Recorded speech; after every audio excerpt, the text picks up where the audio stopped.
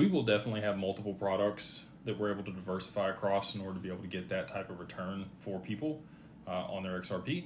And I think that that's going to be the main benefit to work with us, right? There's going to be many different products in the market, over the next year, 12 months, maybe a little bit shorter than that, 6 months by the end of the year, that do get rolled out with different vaults, DeFi, wrapping the token, different fund and securities offerings, liquidity pools, borrow, lend, all those things.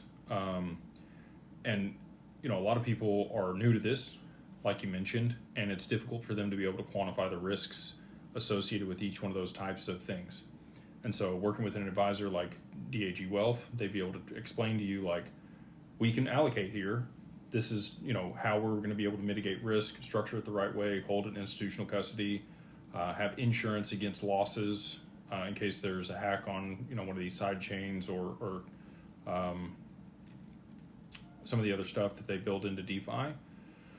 And you'll also kind of split your stuff across, a couple different ways in order to be able to get an aggregate return of whatever you're looking for to meet your cash flow needs, your cash flow that you need, for your lifestyle or however you want to live, and continue to compound your investments or grow them over time.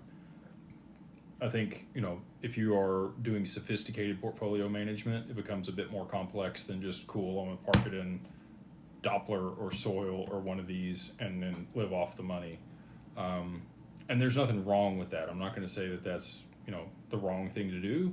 I would just say that you're taking on a lot of risk by siloing that position with one counterparty, and you should really understand the counterparty risks that you are taking on if you're going to, just silo yourself in one product. I think most people, as this grows and they do have, more and more wealth in their XRP, a lot of these strategies are also going to start truncating. What that means is at a certain level, they're not able to produce the same type of returns. They're not able to put that much capital to work.